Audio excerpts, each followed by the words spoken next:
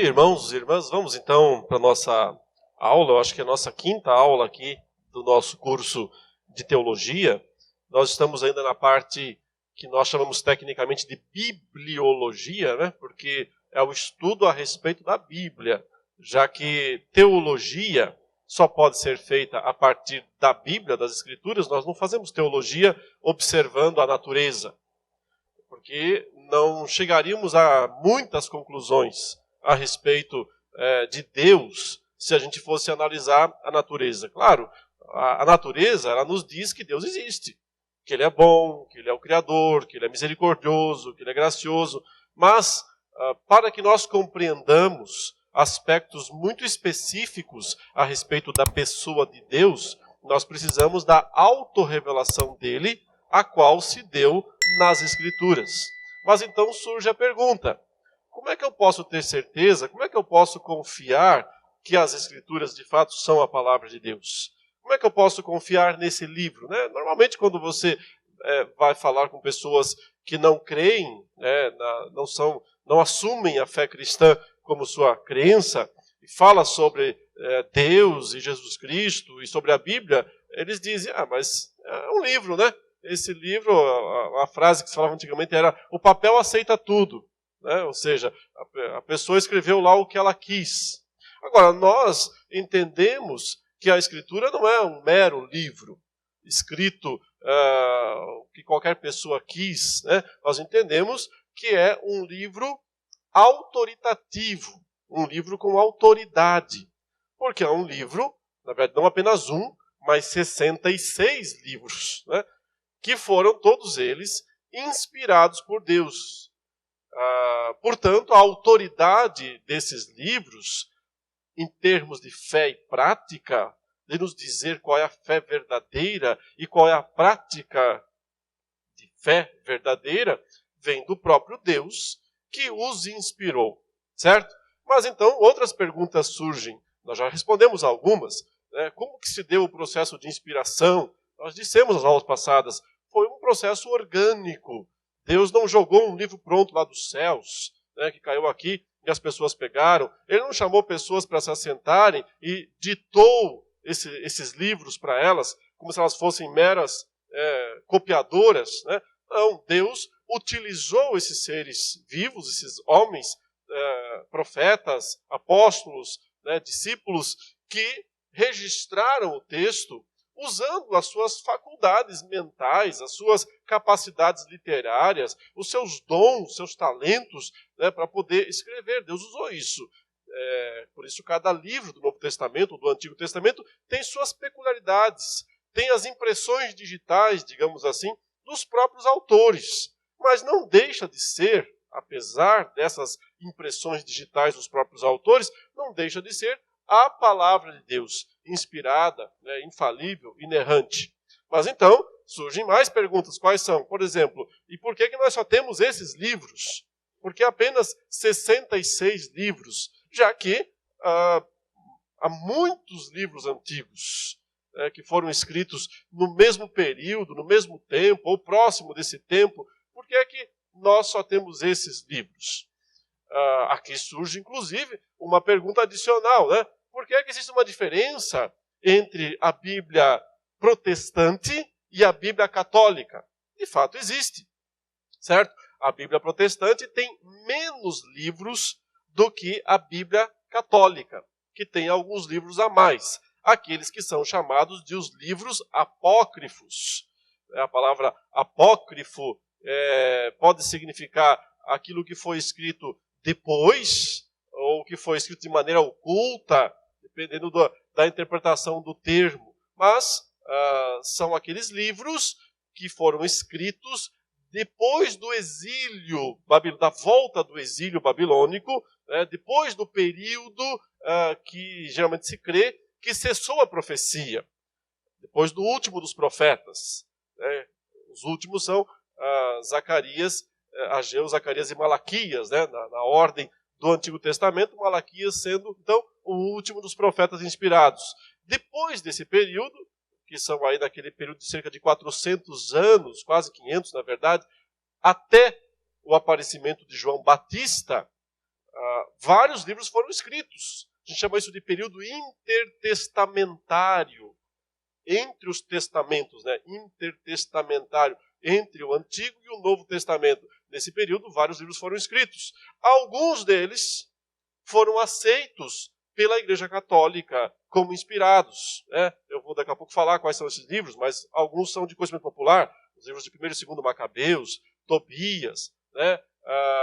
Livro de Baruque, partes do livro de Daniel, como uma lenda chamada Bel e o Dragão, que aparece no final do livro de Daniel, nas versões católicas da Bíblia, mas não aparece nas versões protestantes. Então, aí a pergunta que fica é, quem fez o quê?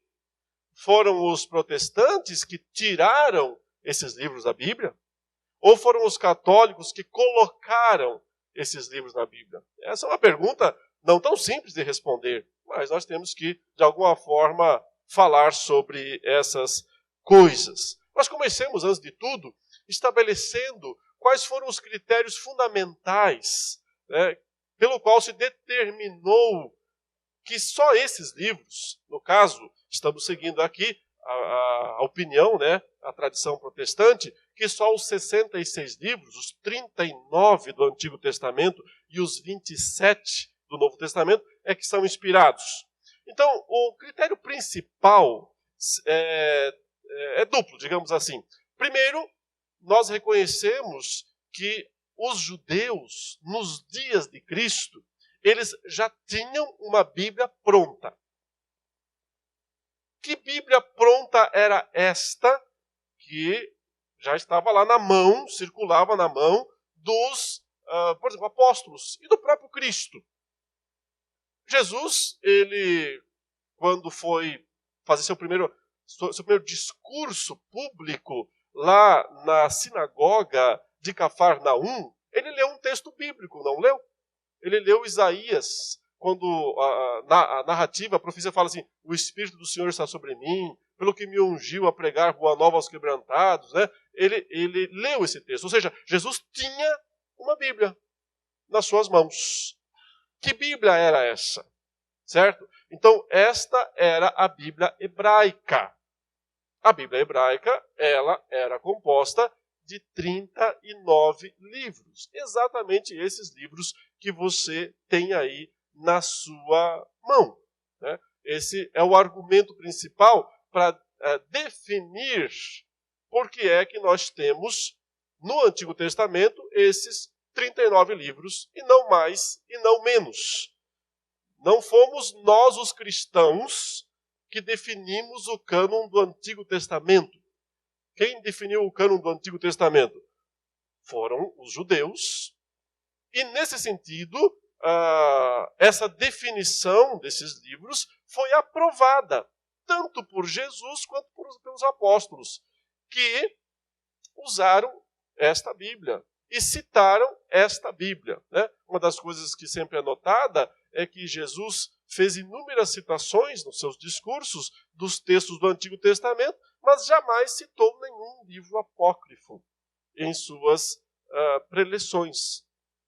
Do mesmo modo, os apóstolos, que citam frequentemente, assim diz a palavra de Deus, assim diz o Senhor, né? Fazendo menções do Antigo Testamento, mas também eles jamais citam nenhum dos apócrifos como palavra de Deus. Às vezes, eles até citam eventos que poderiam estar registrados ou poderiam ter sido preservados, né, através desses apócrifos. Mas, nesses casos, eles não citam como palavra de Deus, e sim como história, como eventos verdadeiros do passado. Então, um caso, algo que pode ser dito, o que aconteceu nos dias dos Macabeus? É verdade? Foi verdadeiro? Sim, os Macabeus existiram, a Revolução dos Macabeus foi real, né? Judas Macabeu, que foi o principal deles, foi um grande libertador, né? Político, militar da sua época. Sim, a história aconteceu, mas não significa que esse registro da vida dele e de seus irmãos, que foi um registro, que foi uma história verdadeira, mas não significa que esse registro tenha sido inspirado por Deus, como tantos outros. O critério principal de inspiração é o seguinte: os livros inspirados, eles sempre foram aceitos de maneira meio que imediata. Não houve um processo, passar 2, 3, 4, 5 séculos, para que a igreja parasse, sentasse e dissesse: aqueles livros lá, temos que incluí-los agora. Em geral, quando um desses livros era escrito, a igreja, fosse da velha aliança ou da nova, já os reconhecia automaticamente, porque ele possuía autoridade interna. Então, vamos ler alguns textos que nos mostram isso. Por exemplo, quando você lê lá em Deuteronômio 31, pode abrir lá em Deuteronômio, capítulo 31.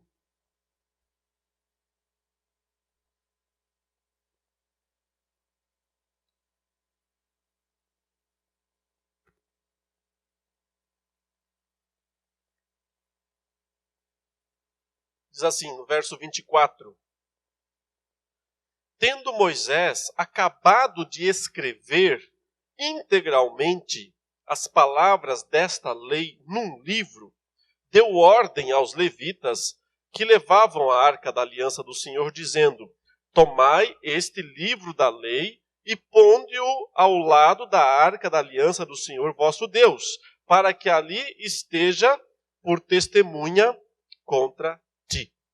Então, observe, está falando aqui basicamente do Pentateuco, né? Dos primeiros 5 livros que Moisés escreveu.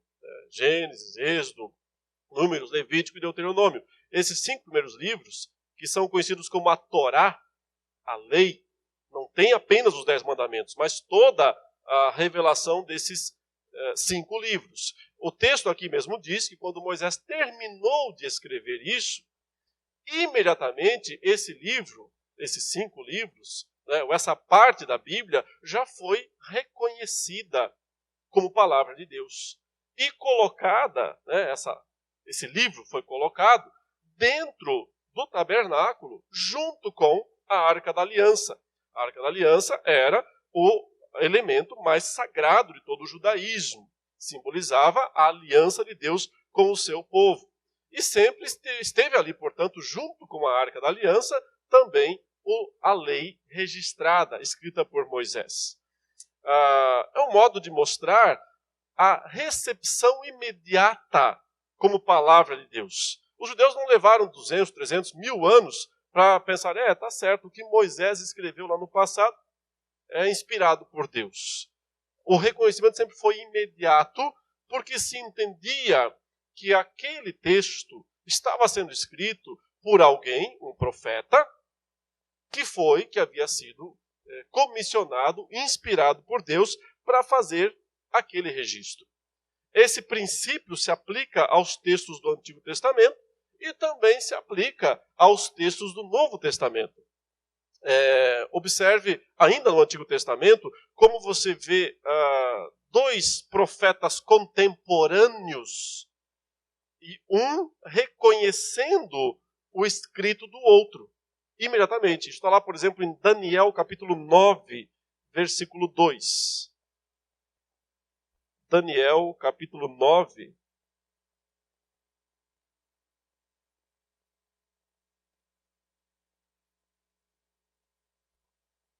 Versículo 2. Vamos ler o verso 1 também para contextualizar. Daniel diz o seguinte: no primeiro ano de Dario, filho de Assuero, da linhagem dos Medos, o qual foi constituído rei sobre o reino dos caldeus, no primeiro ano do seu reinado, eu, Daniel, entendi pelos livros que o número de anos de que falara o Senhor ao profeta Jeremias, que haviam de durar as assolações de Jerusalém, era de 70 anos. Voltei o rosto ao Senhor, Deus, para o buscar com oração e súplicas, com jejum, pano de saco e cinza. Então, observe, ele está narrando um momento específico em que ele está lá no exílio babilônico, já no final do período do exílio babilônico, e ele então está lendo os livros, ele lê o livro do profeta Jeremias, e ele percebe que Jeremias dissera que o tempo de duração do exílio seria de 70 anos. E ele recebe isso imediatamente como palavra de Deus. Jeremias é um profeta que chegou a ser contemporâneo de Daniel, porque Jeremias profetizou um período longo de tempo, o qual, já no finzinho, incluiu também o período do exílio. Né? Profetas contemporâneos nesse sentido foram Jeremias, Ezequiel, já esse bem mais contemporâneo de Daniel, e o próprio profeta Daniel. Ainda nos dias em que ele acabou de escrever o livro, esse livro já é entendido, já é recebido como palavra de Deus, porque há um reconhecimento imediato. Esse é o ponto que eu quero destacar aqui. Geralmente se atribui, se diz, né, que somente lá no quarto, no quinto século da era cristã, que o cânon, chama de cânon, o número de livros aceitos, foi determinado. De certa forma isso é verdade. Somente lá no quinto século a igreja se reúne formalmente e diz, olha, são esses aqui os livros que nós reconhecemos como inspirados e canônicos nesse sentido. Mas ela teve que fazer isso justamente porque outros livros começaram a tentar ser empurrados para dentro do cânon. Então foi necessário que a igreja se reunisse em algum momento e se pronunciasse. Mas antes disso, os livros, todos eles, já vinham sendo reconhecidos, tão logo fossem escritos, tão logo fossem produzidos, porque se reconhecia, acima de tudo, a pessoa que escreveu. Essa pessoa que escreveu precisava ser, no caso do Antigo Testamento, um profeta enviado por Deus. E no caso do Novo Testamento, o critério é muito semelhante. A pessoa que o escreveu precisava ser um apóstolo de Jesus Cristo. Nem sempre é verdade, o profeta foi aquele que escreveu o livro. Muitas vezes quem escreveu foi um discípulo dele, alguém perto dele. Até porque, muitas vezes, isso também aconteceu no caso dos apóstolos, nem sempre, né? O apóstolo Paulo pôde ele mesmo escrever pessoalmente suas cartas, mas ele usava um secretário, alguém que registrava para ele aquilo que ele estava dizendo.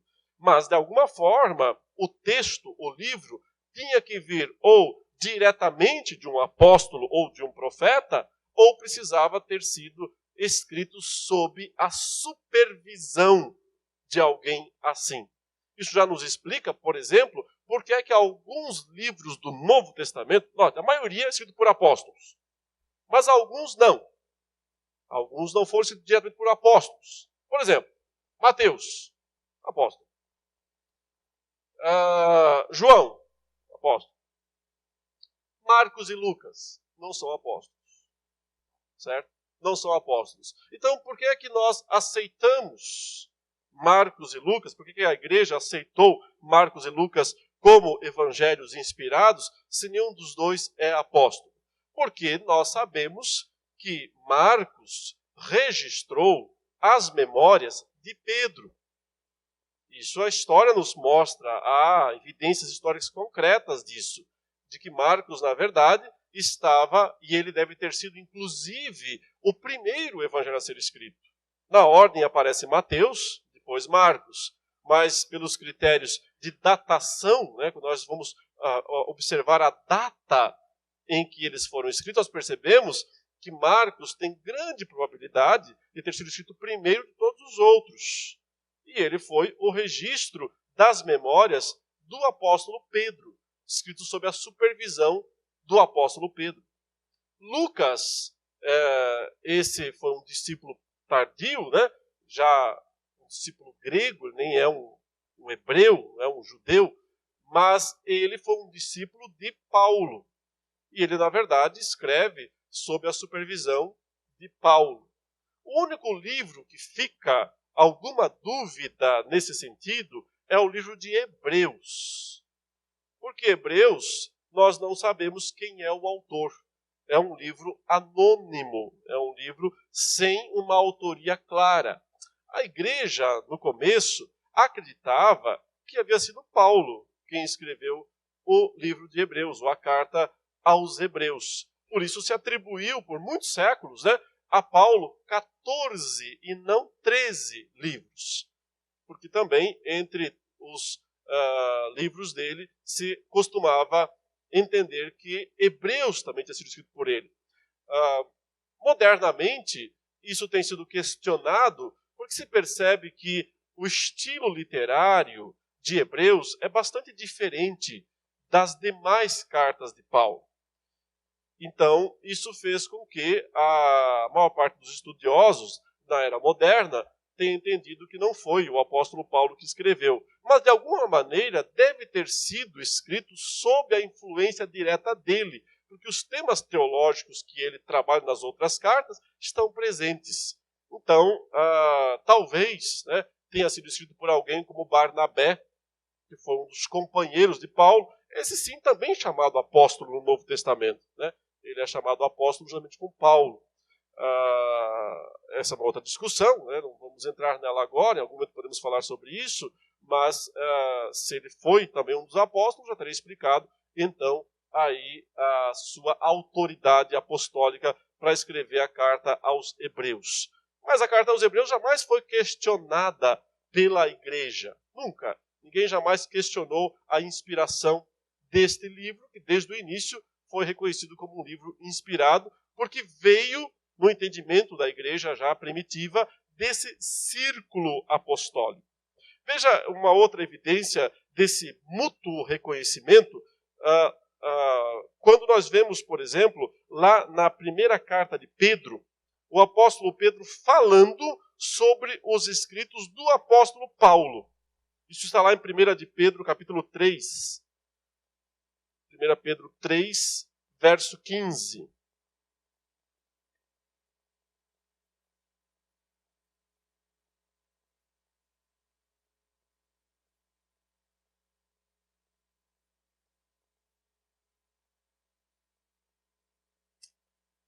A citação está errada, é na 2 Pedro, eu imagino.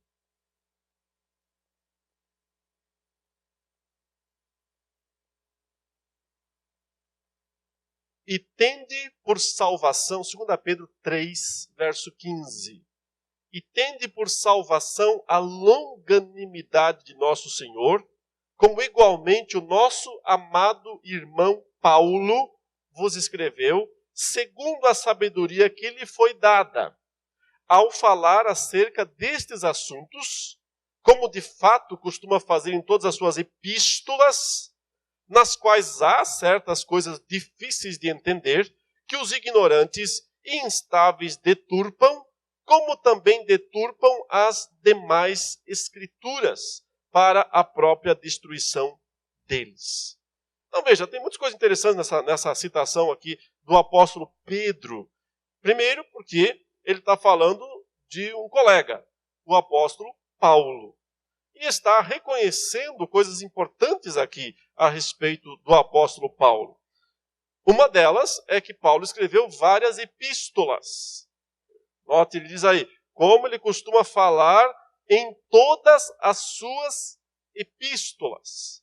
Ou seja, quando o apóstolo Pedro estava escrevendo a sua segunda carta, ele já tinha conhecimento, em mãos, portanto, alguma cópia das cartas que Paulo tinha escrito. Mas Paulo nunca escreveu carta nenhuma para Pedro. Paulo escreveu carta para Timóteo, para Tito, para os Efésios, para os Romanos, para os Colossenses, para os Filipenses, para os Tessalonicenses, mas não escreveu nenhuma para Pedro. Como Pedro tinha isso? Como é que Pedro tinha conhecimento disso? Porque, evidentemente, isso nós estamos falando de algum momento, irmãos, antes do ano 64 do primeiro século. Antes do ano 64, porque depois do ano 64 Pedro não estava mais vivo. Então ele não podia mais escrever o que ele escreveu aqui, certo? O que está escrito aqui é antes do ano 64, do primeiro século.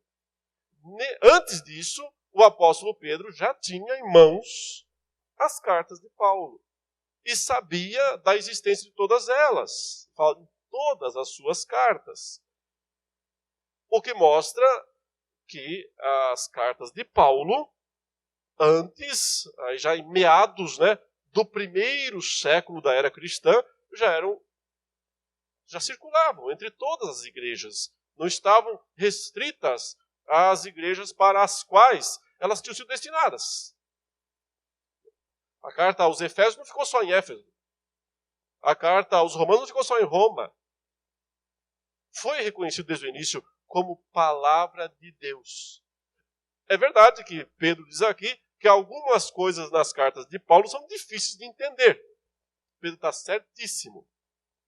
Nós concordamos 100% com isso. Até hoje nós estamos lutando teologicamente, exegeticamente, ou seja, interpretativamente, com as cartas de Paulo para entender tudo o que ele disse.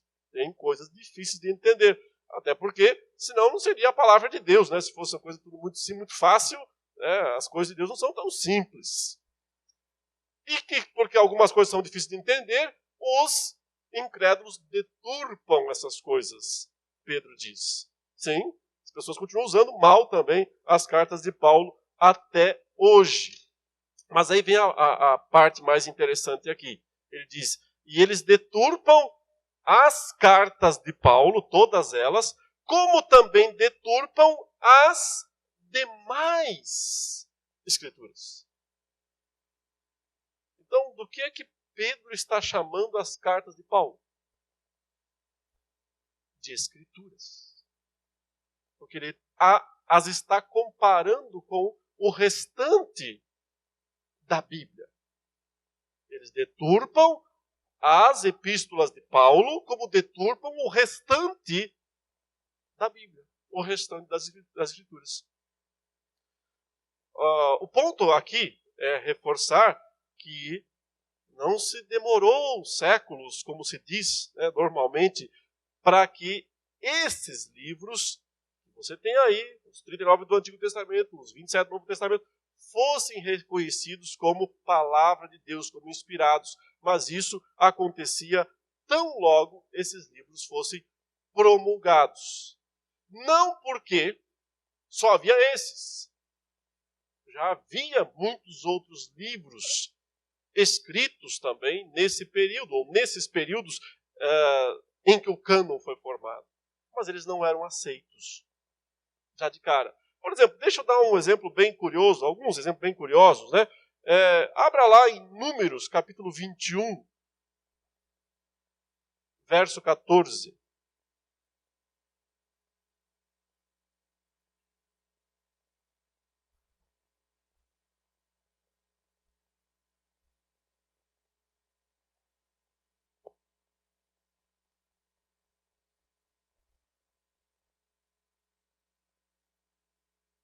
O verso 14 diz assim: pelo que se diz no livro das guerras do Senhor, Vaebe em Sufá e os vales de Arnon, e o declive dos vales, que se inclina para a sede de Ar e se encosta aos limites de Moabe.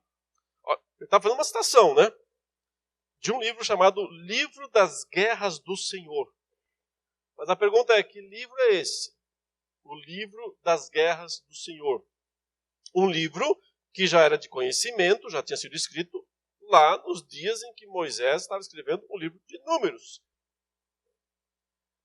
Mas que jamais esse livro foi considerado inspirado. Ele nunca foi colocado no cânon do Antigo Testamento. Então, não é porque só havia esses livros, os 39, os 27, que eles foram aceitos como inspirados. Havia outros já. Mas alguns livros, quando escritos, já eram automaticamente aceitos. Outros nunca foram. Por que é que nunca foram?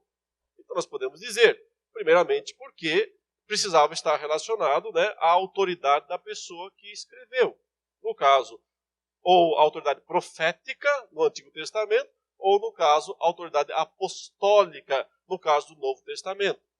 Mas, em última instância, esse não é o principal argumento. Em última instância, o principal argumento é o de que foi o Espírito de Deus que convenceu os primeiros leitores a discernirem e a entenderem quais eram e quais não eram os livros inspirados. A gente chama isso de testemunho interno do Espírito Santo. O testemunho interno do Espírito Santo é que convenceu os crentes da antiga aliança dos 39 livros e os crentes da nova aliança dos livros que nós temos, os 27. Pode parecer subjetivo isso, é verdade, mas não tem como não ser. Porque o fato é que somente quem inspirou pode dizer quem é inspirado. Então, não é verdade que é a igreja quem define quais são os livros inspirados. Porque se é a igreja que define quem são os livros inspirados, ela então está numa posição acima dos livros inspirados. E é ela quem determina, portanto, o que deve ser aceito e o que não deve ser aceito. Isso é problemático. Porque então a autoridade, em última instância, não está mais nos livros, e sim em quem declara, em quem proclama, em quem reconhece. E aqui nós chegamos a uma distinção essencial a respeito do entendimento católico e protestante da Bíblia, porque há uma distinção muito clara nesse sentido. Para o entendimento católico, a igreja tem mais autoridade do que o texto. Por isso é dito, no linguajar comum, a igreja é a mãe da Bíblia. A igreja é a mãe da Bíblia, portanto, a mãe manda na filha.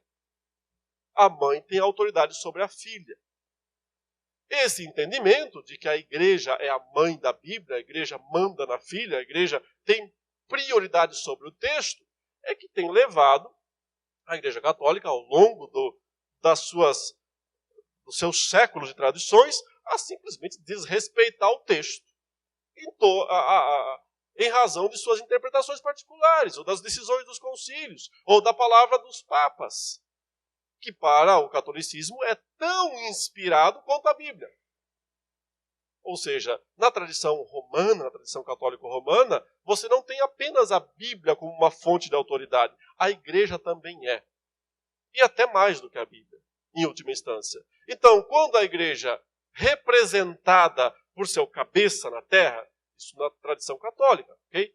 O Papa, quando a igreja, representada por seu cabeça na terra, o Supremo Pontífice, se pronuncia a respeito de doutrina, a respeito de teologia, a respeito de prática, esse pronunciamento é infalível. Essa é a sustentação da chamada infalibilidade papal. É verdade que mesmo entre o catolicismo essa ideia tem diminuído muito nos últimos séculos, mas ainda é um dos pilares da fé católica, a infalibilidade papal. Que a ideia é que quando o Papa se pronuncia, quando ele faz um pronunciamento representando a igreja, eles costumam dizer ex cátedra, ou seja, da cadeira de Pedro, eles entendem que o Papa é o sucessor, os papas são os sucessores de Pedro, que teria sido o primeiro Papa. Evidentemente Pedro nunca foi Papa, mas a crença católica segue essa ideia de que Pedro foi o primeiro Papa. Então, já que os papas sucessores de Pedro, sentados na cadeira de Pedro, na qual ele nunca se assentou, evidentemente, mas falando em nome da igreja, o que ele fala é infalível.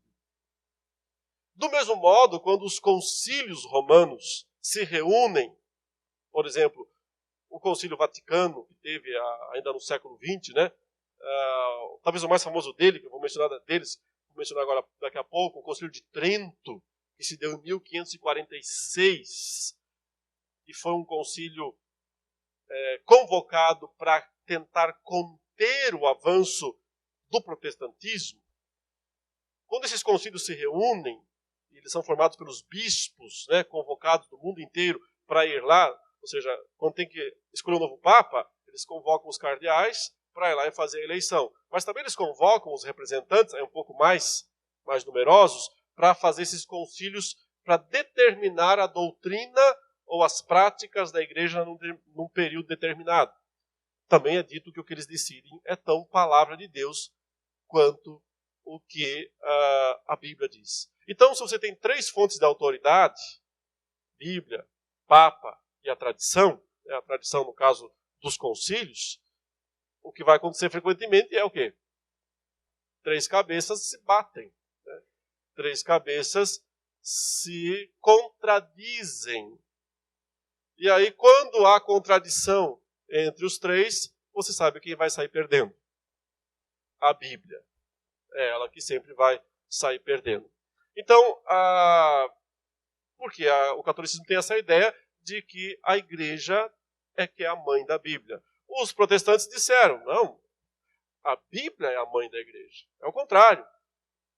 É ela quem é a palavra de Deus, inspirada, infalível e inerrante, e ela é que dá origem à igreja e não vice-versa.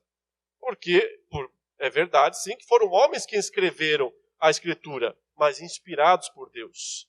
Então, em última instância, quem produz a Escritura não é a igreja. Ela pode produzir as cópias. É ela que vai imprimir, distribuir. Mas a palavra de Deus não é produzida pela igreja. A palavra de Deus vem de Deus, do Espírito de Deus. Então, ela tem mais autoridade do que a igreja. Consequentemente, é a Bíblia que reforma a igreja. Assim, os reformados disseram, sola a Escritura. Vamos voltar a uma fonte só de autoridade. 3 brigam. Dá para servir a 3 senhores. 3 brigam. Vamos voltar a uma fonte de autoridade só, a Escritura. E então, ao voltar à Escritura, os reformadores, Lutero, Calvino e os demais, entenderam que precisavam, de fato, definir o que era a Escritura. E foi nesse ponto em que os reformadores disseram, com relação ao cânon do Antigo Testamento, nós não temos que dar opinião nenhuma, porque nós já o recebemos pronto. São aqueles 39 livros. Com relação ao cânon do Novo Testamento, aí o cristianismo tem sim que dar sua opinião, mas não houve nenhuma divergência.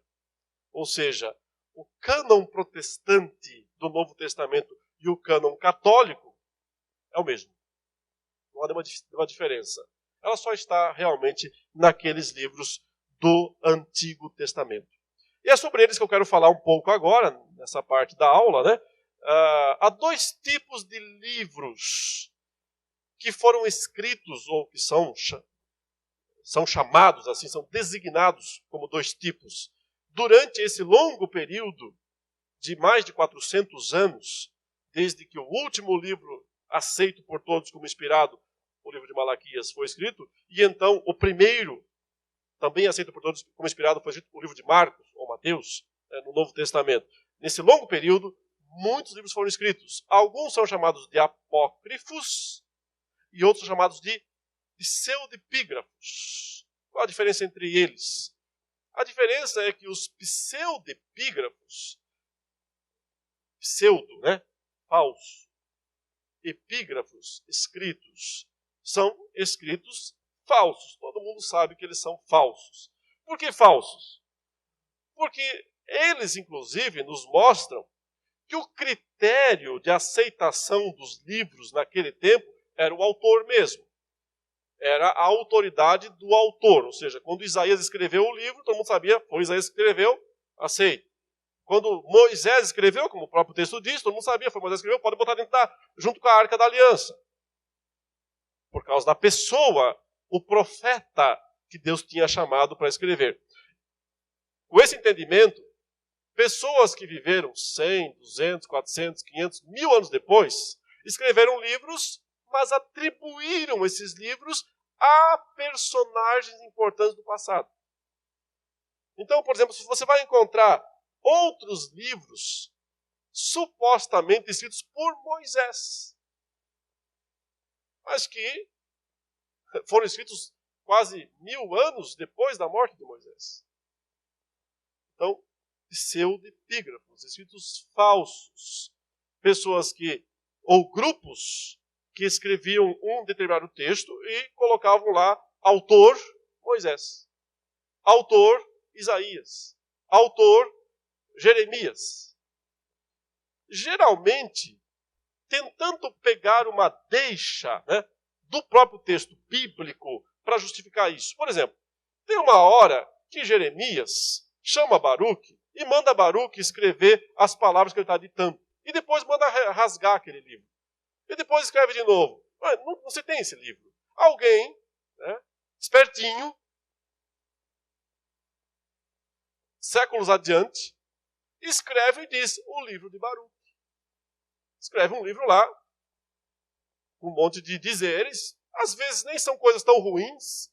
Às vezes são, né? Às vezes tem coisas bem complicadas nesses livros. E então ele diz, aqui está o livro de Baruque, que está lá mencionado no livro de Jeremias, e que ninguém sabia onde é que estava, está aqui. Para tentar emplacar o livro como inspirado. O caso mais clássico de todos, os chamados pseudepígrafos, são vários livros escritos supostamente por Enoque. Bom, você sabe que Enoque foi o 7º depois de Adão. Aquele homem que viveu plenamente a aliança com Deus, e o texto diz que ele foi levado aos céus sem passar pela morte. Ele foi trasladado aos céus sem passar pela morte. Então, esse personagem do Antigo Testamento chamado Enoque sempre despertou muita curiosidade das pessoas, né? Quem foi esse homem? Para onde é que ele foi? O que aconteceu com ele?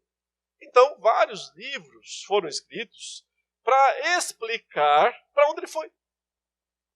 As viagens que ele fez lá entre as estrelas, para onde que ele viajou, quase um astronauta, né, daqueles dias. E traz também algumas digamos, tentativas de emplacar verdades teológicas através desses livros. Mas, evidentemente, Enoque não pôde ter escrito esses livros, porque eles foram escritos por volta do ano 200 antes de Cristo, só 2 séculos antes de Cristo. Esses livros foram escritos. Enoque já tinha partido para suas viagens, que ninguém sabe quais foram, como foi, né? Muito tempo antes disso. Mas note, a existência dos livros chamados pseudepígrafos nos mostra que sim, o critério principal de aceitação dos livros era o autor, era a certeza da confiabilidade do autor, alguém, ou um profeta, alguém, um apóstolo. Por isso também nós temos pseudepígrafos no Novo Testamento. Muitos livros supostamente escritos por Pedro, por Paulo, por João, por Judas.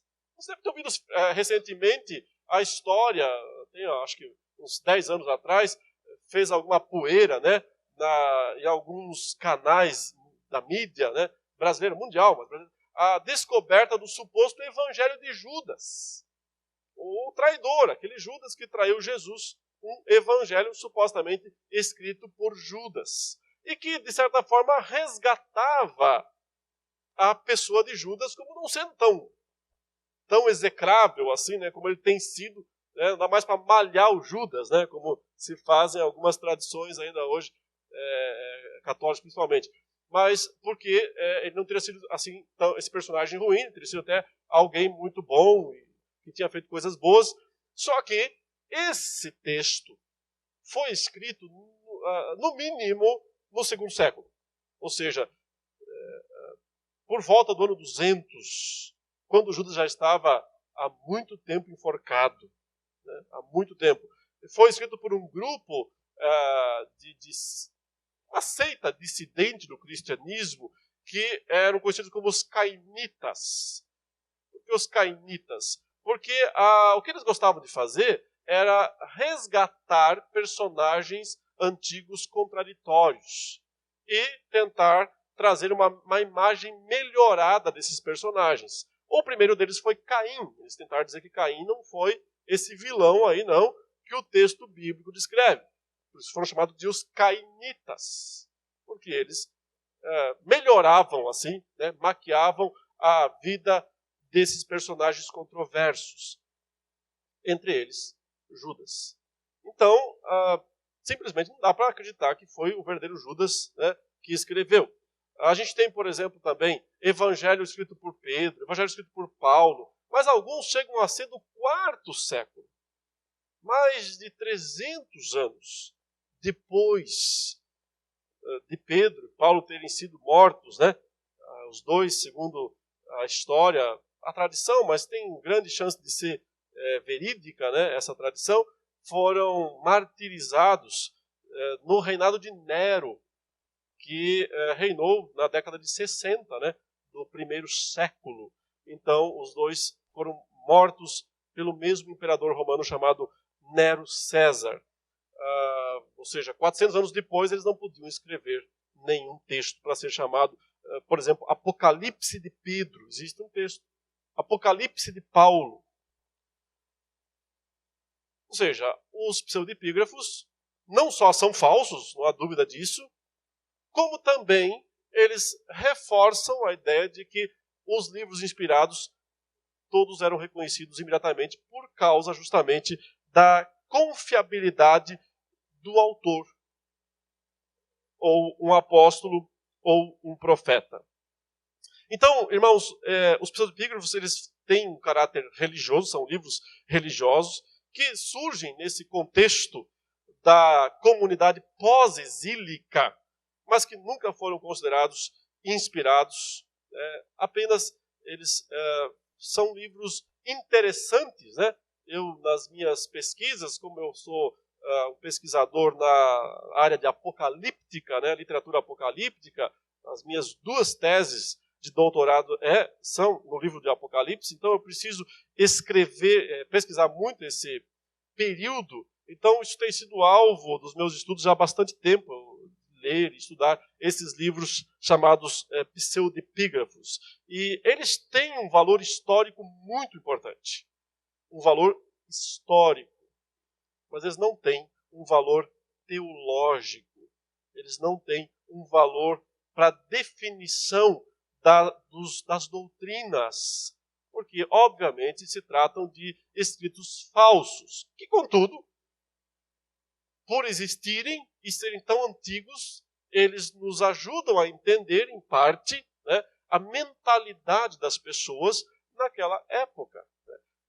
Através deles, nós podemos saber, descobrir, que depois do surgimento, né, e do declínio da seita dos fariseus, que ela surge lá durante a dominação grega da Palestina, né, de Israel, depois disso, o anseio das pessoas, dos religiosos, por uma libertação política, já que você percebe que Israel, exceto mesmo num período curto de tempo, de alguns anos, durante o tempo dos Macabeus, que é um período em que Israel tem uma certa independência, porque o mundo, então, está num vácuo de poder, né? Caiu já há algum tempo o Império Greco-Macedônio de Alexandre, se subdividiu em vários generais, briga para cá, briga para lá, é uma espécie de um vácuo de domínio, e esse vácuo vai dar origem ao surgimento dos pés de barro da estátua de Daniel, que é o Império Romano, né? O pior império de todos. Então, nesse intervalinho em que tem um certo vácuo, Israel tem uma certa independência sob os Macabeus. Mas é só esse período. Depois disso, eles já são submetidos ao domínio romano e permanecem sem independência política, né, militar, por séculos. Então há um anseio muito grande por um Messias, por um libertador, alguém que venha para libertar a nação, mas tem que ser uma libertação política, militar. E surge então um grupo chamado de os apocalípticos judaicos. Eles começam a produzir textos, entre os quais estão esses textos que eu mencionei, 1º Enoque, 2º Enoque, que tentam trazer ao povo ânimo, mas eles dizem que logo Deus vai intervir, que logo Deus vai mostrar o seu poder e vai libertar a nação do domínio estrangeiro, né? Coisas que não se cumprem, não são cumpridas naqueles dias. São profecias falsas, são anúncios falsos, mas produzidos por esses chamados apocalípticos do período aí cerca de 200 anos antes de Cristo e que continuavam até os dias de Cristo. Esses escritos nos ajudam a entender um pouco deste período, né? Mas certamente não podem ser reconhecidos como inspirados por Deus. Com relação aos livros, agora sim, né, entrando especificamente na discussão dos apócrifos, que não são pseudepígrafos, mas apócrifos. Esses são aqueles que a Igreja Católica aceita como sendo, de fato, inspirados, né? Então, quais são esses livros que são considerados inspirados pela Igreja Católica, mas não são considerados inspirados pela Igreja Protestante? Eu vou citá-los aqui. Os principais, então, aí são 7 livros e mais 4 acréscimos, ou apêndices, né, aos livros canônicos, totalizando 11 escritos. Tobias, Judite, Sabedoria de Salomão, um dos mais conhecidos aqui, o Eclesiástico, que também é chamado de Siraque, né, o Eclesiástico, o livro de Baruque, que inclui aquela carta de Jeremias, né, a famosa carta de Jeremias perdida no capítulo 6, primeiro e segundo Macabeus, e os acréscimos, então, sendo um pequeno acréscimo, não tão pequeno, são quase 6 capítulos, ao livro de Esther, do capítulo 10, verso 6, até o capítulo 16, verso 24, na Bíblia Católica, esse texto não está na Bíblia Protestante. E 3 acréscimos ao livro de Daniel. O primeiro é chamado de Oração de Azarias e Cântico dos 3 Jovens. Está lá em Daniel 3, de 24 a 90. Essa é uma inserção no livro de Daniel que não está na sua Bíblia, mas está na Bíblia Católica. A segunda inserção é chamado de A História de Susana. Seria o capítulo 13 de Daniel. Na sua Bíblia só tem até o 12, né? O capítulo 12. O capítulo 13 de Daniel é a história de Susana, uma inserção também que nós entendemos foi feita pelo catolicismo. E o terceiro enxerto ao livro de Daniel é o capítulo 14 de Daniel, que você também não tem aí, obviamente, que é chamado de A História de Bel e o Dragão, uma lenda sobre um dragão. Bel e o Dragão. E além desses, há mais 3 livros apócrifos que foram aceitos por alguns, mas não por toda a Igreja Católica.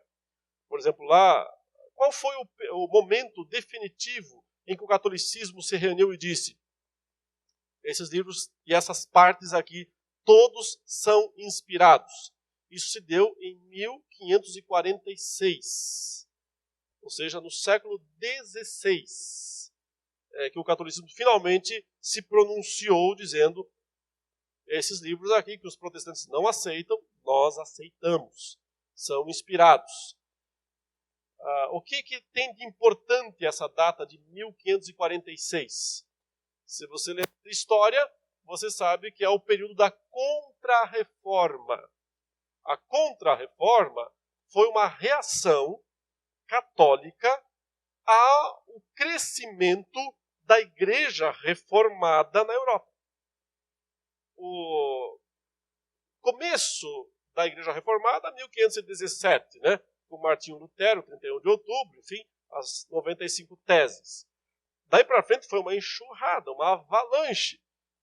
Cada vez mais cidades, territórios, estados, países foram aderindo à fé protestante reformada. Num instante, a Alemanha inteira já estava praticamente seguindo os princípios protestantes e reformados. A Suíça, né, a França, boa parte da França, veja, João Calvino é francês.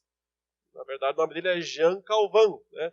A gente chama de João Calvino, mas ele é um francês que mais tarde reside em Genebra, cidade da Suíça, uma cidade-estado, até hoje uma cidade independente, dentro da Suíça, e dali se torna a cidadela, né, o castelo da reforma em toda a Europa. Mas então, outros países, Holanda, Bélgica, a Inglaterra, né, toda a Grã-Bretanha, a Inglaterra inteira se declara não católica, se declara protestante. Isso tudo até o ano 1540. Até 1540, todo o norte da Europa, Suécia, Noruega, os países nórdicos, todos eles já estão inundados pelo protestantismo. Então o catolicismo percebe que se não fizer alguma coisa, vai ser varrido da Europa. Por isso se reúne em Trento, na Itália. Ano passado eu passei nessa cidadezinha, pude conhecê-la, né, e bem lá nos Alpes, né, italianos, e a Igreja Católica se reúne ali para o Concílio de Trento. E vai fazer, então, o movimento da contra-reforma, para barrar, que daqui a pouquinho a reforma vai estar em Roma, e daí não sobra mais nada. E então eles tomam uma série de medidas que se tornam eficazes. Sim, existe uma grande eficácia no movimento da contra-reforma e eles conseguem barrar o avanço da reforma e até fazê-la recuar. Por exemplo, um país como a França, que já estava quase que boa parte tomado pelo protestantismo, acaba sendo um campo neutro depois disso. Né? Digamos que o catolicismo nunca conseguiu retomar inteiramente a França, mas também o protestantismo não conseguiu. Então, até hoje, a França talvez seja um dos países mais ateus do mundo. Né? A história mostra isso. Mas lá poderia ter sido um país protestante. Observe, entre as coisas que a Contra-Reforma teve que fazer para garantir, brecar o avanço do protestantismo, estava defender aquelas doutrinas que o protestantismo estava acusando como falsa. Qual era a principal? Agora é a história, você tem que lembrar da fé reformada, da reforma de Lutero. Né? Qual era a principal doutrina atacada pelo protestantismo? Sustentada por Roma, mas atacada pelo protestantismo. A doutrina do purgatório. Da salvação depois da morte. Certo? Por quê? Porque era esse o principal ganha-dinheiro do catolicismo. O modo de ganhar dinheiro, de conseguir arrecadar recursos pelo catolicismo, era a crença no purgatório. Mas por quê que isso era tão valioso? Porque o sistema católico dizia que a igreja tinha autoridade para interceder pelas almas que estariam no purgatório. E intercedendo, poderia fazer com que essas almas antecipassem a sua pena lá e saíssem mais cedo. Então, como é que chama no Brasil, né? Quando a pessoa sai da cadeia mais cedo, tem umas expressões aí para indicar, eu esqueci agora, mas é abreviação de pena. Você está condenado a 30 anos, mas você vai ficar só 6. Bom comportamento. Faz uns cursos, estuda lá, você sai mais cedo da prisão. É assim no Brasil. E, de certa forma, é assim também a ideia católica. Você pode sair mais cedo do purgatório, mas não para alguma coisa que você faça, porque você foi para lá já era. Agora é só receber, ser sapecado lá. Mas a igreja podia fazer isso, porque o Papa tem as chaves de São Pedro. Ele pode abrir e fechar. Então ele pode antecipar. Ora, então, vamos vender a antecipação. Isso era conhecido como indulgência. As indulgências nada mais eram do que um papelzinho, uma declaração papal, dizendo que fulano de tal pode sair mais cedo do purgatório. desde que o Papa assinasse o papel, né? Mas para isso tinha que pagar. 5 minutos, né? Então, as missas eram pagas até hoje. Se você quiser fazer uma missa do 7º dia, tem que pagar. Não é de graça. Precisa pagar, até onde eu sei, né? Pode ser que mudou, mas as informações que eu tinha, faz algum tempo que eu não vou em missa do 7º dia. Então, até onde eu sei, ainda precisa pagar para poder fazer a missa do 7º dia. Né? Que é uma indulgência. Por que a missa do 7º dia? Porque no 7º dia antecipa a saída do purgatório. Os protestantes disseram, depois que morreu não tem mais o que fazer. Salvação é em vida. Você tem que se arrepender e crer para ser salvo. Se você perdeu a oportunidade, rejeitou, não quis, depois que morreu, não tem mais o que fazer. Não existe mudança de destino depois da morte. E desafiava o católico, me prove na Bíblia se existe salvação depois da morte. Me prove na Bíblia se tem salvação depois da morte. E de fato não tem nenhum texto entre os 66 livros bíblicos falando de salvação depois da morte.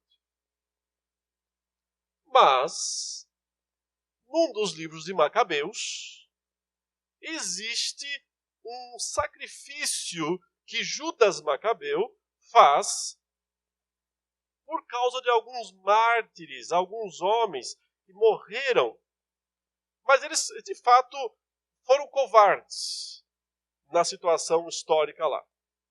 E aí eles são mortos, tal. O Judas Macabeus faz um sacrifício por eles. Percebe? Então agora você tem um texto bíblico justificando, de certa forma, que se faça alguma coisa pelos mortos.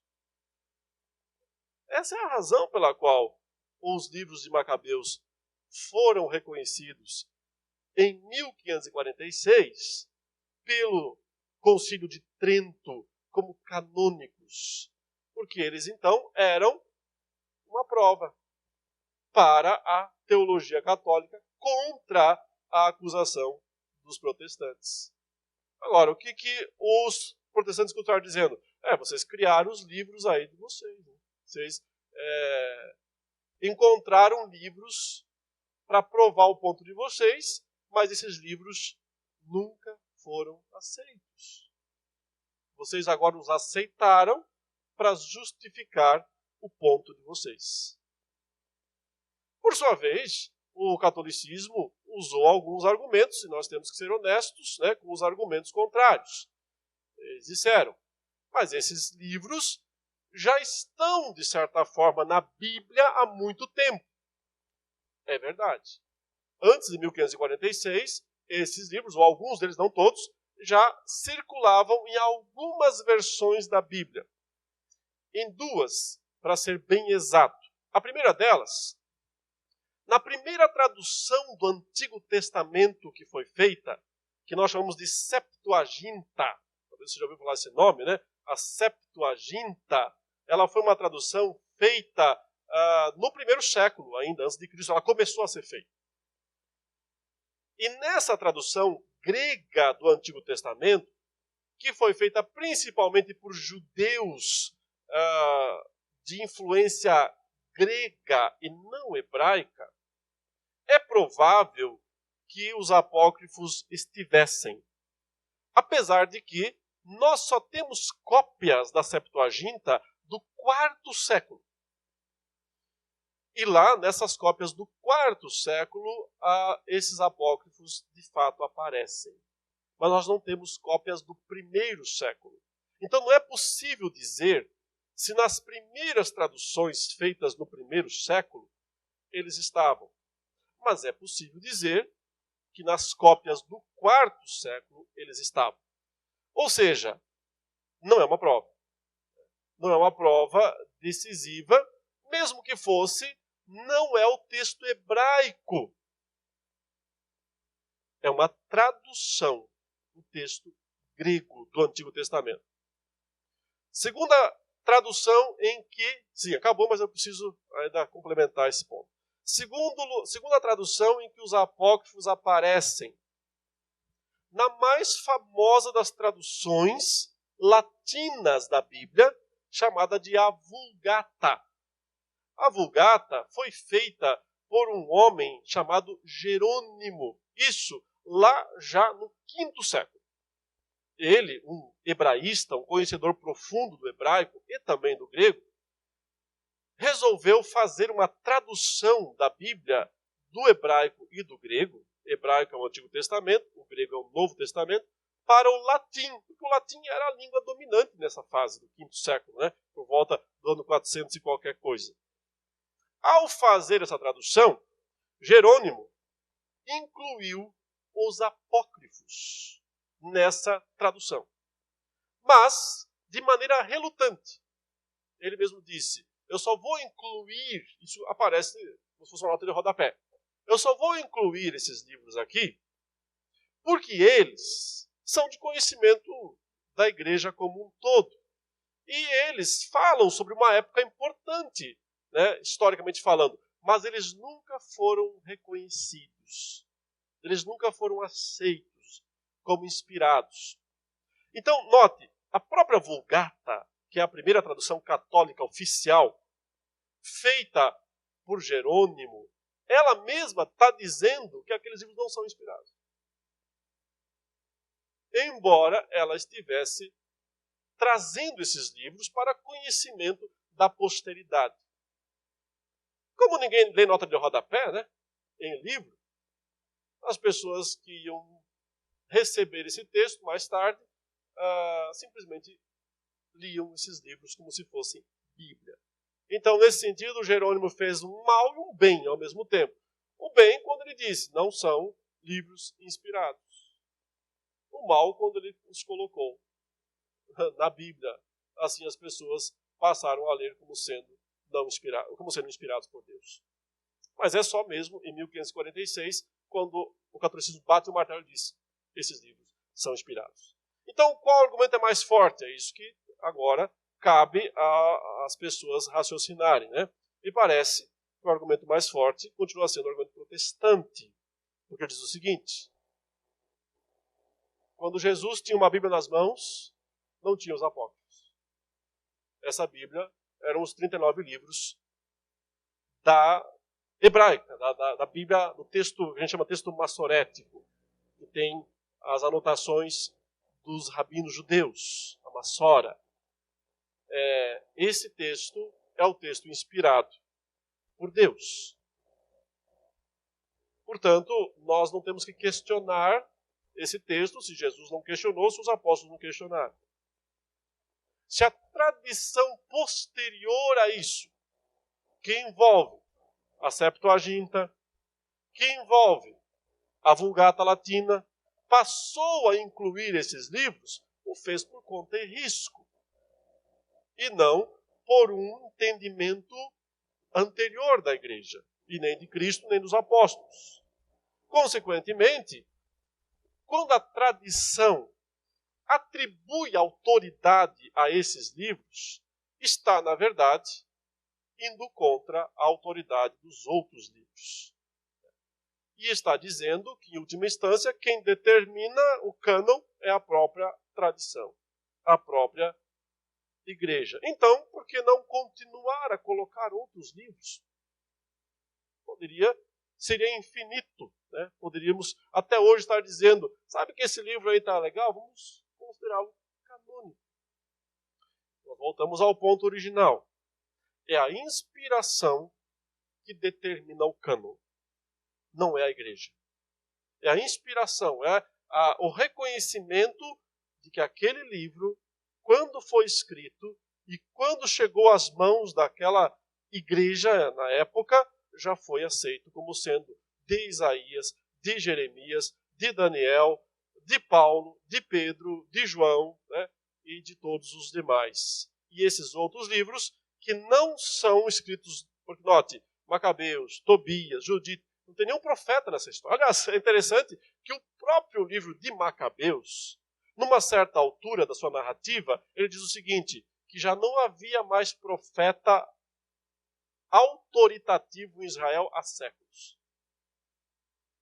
O próprio livro não está dizendo que ele é um livro profético, mas que já havia cessado a profecia em Israel. Se o próprio livro diz que a profecia havia cessado, que não havia mais essa autoridade profética, por que é que nós o reconheceríamos como inspirados? Como inspirado. O fato é que a evidência histórica mostra que o catolicismo reconheceu esses livros para ter munição contra o protestantismo. Mas exceto, para finalizar, exceto essa passagem aí da oração, do sacrifício pelos mortos, feito no livro dos Macabeus, exceto 2 ou 3 outras passagens meio complicadas, no geral, esses livros não fedem nem cheiram. Ou seja, eles não acrescentam nada em termos de teologia e doutrina e também não tiram nada. E quase todos eles são ainda mais incisivos contra a idolatria do que os próprios livros canônicos. Ou seja, de certa forma, quando o catolicismo reconhece esse livro, dá um tiro no próprio pé. Porque se por um lado eles vagamente podem servir para fundamentar algumas daquelas doutrinas que eram tão caras, tão importantes para o catolicismo no século XVI, na sua maioria, esses livros atacam frontalmente a idolatria dominante na tradição católica. São muito mais um tiro no pé do que, de fato, uma ajuda, né, às práticas teológicas católicas.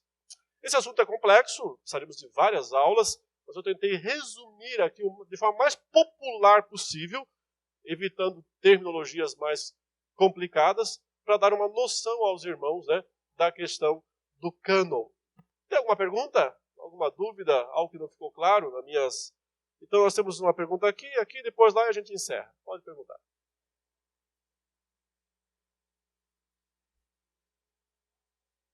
Peço só bem rapidamente que nós estamos...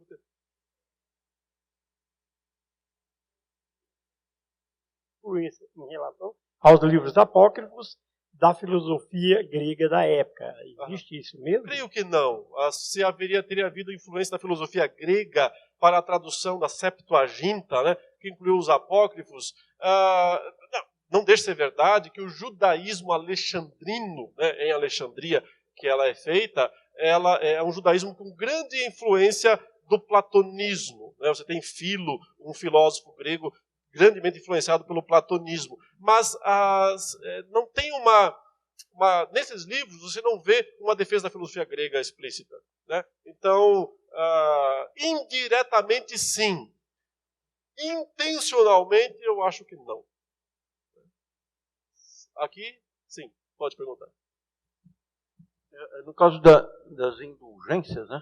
Eu acredito que é importante citar o nome do Papa, né? Acho que era o Leão X, né? Se não me engano. É o Leão X, do tempo do Calvino, se não me engano. Porque fica mais interessante, sim, porque não é qualquer Papa, né? É o Leão X, né? Que fez essa das indulgências. Isso. As indulgências, elas começam quando a Igreja Católica precisa de dinheiro para construir a Basílica de São Pedro. Essa que está até hoje lá, né, no Vaticano, na época não existia, e eles queriam construir um local que fosse o centro mesmo do catolicismo mundial. E para isso, muito dinheiro era necessário, então eles começaram a proclamar a venda das indulgências. Ela foi muito forte nesse período, mas como eu disse, ela não parou ali. Até hoje ainda existe a prática de indulgência, bem mais discreta, é verdade, né, dentro do sistema católico, mas até hoje, quando você vai lá e paga para rezar a missa do sétimo dia, isso é uma forma de indulgência que permanece até hoje. Né? Aqui, sim.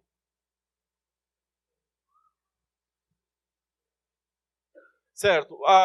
Nós temos o livro de Judas. Ele pergunta como é que fica a questão do livro de Judas e 1 Pedro, né? 2 Pedro também, que são livros que mencionam o que provavelmente fossem textos, aí sim, não apócrifos, mas pseudepígrafos, que é pior ainda. Né? Nós temos uma citação direta, até onde eu entendo, no livro de Judas, do texto de 1 Enoque. É aquela que diz assim: eis que vem o Senhor com as suas santas miríades para fazer justiça, né, e julgar os ímpios que impiamente cometem suas perversões, etc. Esse texto, ele é encontrado literalmente no primeiro livro de Enoque, que é um livro que eu já disse que não foi escrito por Enoque, que foi escrito por um grupo de pessoas que usaram o nome de Enoque para poder emplacar o livro. Então, a dúvida realmente é bem séria. Por isso que até houve pessoas na história que rejeitaram o livro de Judas como inspirado. Esse livro não pode fazer parte do cânon. Mas pode. E por que pode? Vou tentar resumir, é um assunto bem complexo também. Pode porque quando Judas está citando esse texto que está no livro de Enoque, ele diz que quem falou foi o 7º depois de Adão. Então Judas está fazendo uma citação de alguém que de fato existiu, o Enoque verdadeiro, o 7º depois de Adão. Mas é verdade que essa mesma citação se encontra também no livro apócrifo, o pseudepígrafo de Enoque. Então, como é que fica esse dilema? Os dois citaram a mesma fonte. Hoje em dia, pode acontecer de duas pessoas, em épocas diferentes, 100 anos antes, 200 anos depois, citarem o mesmo autor mais antigo. De alguma maneira, aquilo que Judas cita, e que é o mesmo que o texto pseudepígrafo de Enoque também cita, é o que de fato foi dito pelo Enoque verdadeiro antes de ter sido transladado. Não está no texto de Gênesis? Não está. Não tem nenhuma fala de Enoque no livro de Gênesis. Mas a tradição oral preservou isso. A tradição oral são os ensinamentos passados de pai para filho ao longo das gerações. Então, essa frase, essa citação, essa profecia, na verdade, de Enoque, que ainda nem se cumpriu, né? É a profecia da segunda vinda de Cristo, foi feita lá pelo Enoque verdadeiro, foi preservada, de alguma forma, chegou até os dias em que esse grupo escreveu o primeiro Enoque, talvez até para dar um reforço, né? Eles citam esse texto também, mas quando Judas o cita, ele está citando algo que de fato aconteceu, que é verdadeiro, que foi proferido. É verdade também que Judas e Pedro fazem menções, aí não são citações diretas, mas fazem menções a ensinamentos que estão presentes nas cartas, nos livros de Enoque, e não só Enoque, mas também o Testamento dos 12 Patriarcas, o livro dos Jubileus, são outros livros da apocalíptica judaica.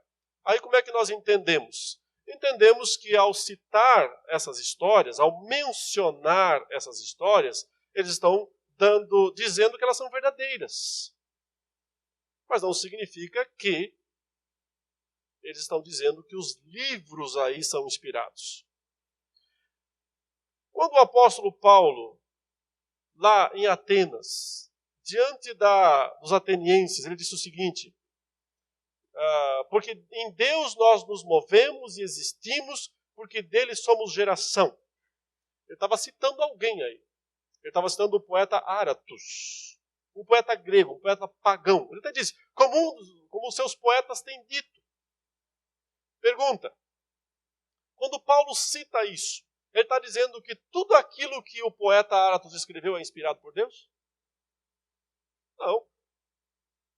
Mas isso que ele está citando é verdade. Mesmo que esteja na boca de um pagão. Está na boca de um pagão. Mas o que ele disse é verdade. E passa a ser inspirado quando Lucas registra no livro de Atos o que Paulo falou. Aí é que você tem inspiração. O mesmo pode aplicar a Judas. Quando Judas e Pedro mencionam histórias, aspectos, né? Especialmente aquela história dos filhos de Deus com as filhas dos homens, porque esse é o ponto, né? E sobre isso tem um artigo meu na revista Fides Reformados, se quiser, ou naquele livro A Grande Batalha Escatológica também, onde eu trabalho só sobre isso, né? Sobre o que são os filhos de Deus e as filhas dos homens. Quando Judas e Pedro mencionam esses elementos, eles estão dizendo que essas histórias são verdadeiras, mas não quer dizer que o livro inteiro de Enoque, o livro inteiro do Testamento dos 12 Patriarcas ou do livro dos Jubileus seja inspirado. O que é verdade, o que é inspirado, é o que está no texto de Judas. Como foi o que Paulo falou sobre Atos. Mas não tudo o que eles falaram ou tudo o que eles escreveram. E sobre isso também, se quiser mais informação, leia o artigo sobre, é chamado Revisitando os Espíritos em Prisão. É uma análise exegética que eu fiz no texto de 1 Pedro 3, 18 a 20 e no livro de Judas, né? Na carta de Judas. Por hoje é só, vamos orar e irmos para o nosso restante do domingo. Pai Santo, muito obrigado pela tua palavra, obrigado porque o que nos dá certeza de que ela é a tua palavra é o Senhor mesmo, através do teu Espírito que a inspirou. E é Ele que nos convence, nosso coração, da veracidade do que está escrito. Nos ajude a viver com essa autoridade que provém do Senhor e que assim nossas vidas sejam transformadas dia a dia pela tua palavra. Nós te pedimos isso em nome de Jesus. Amém.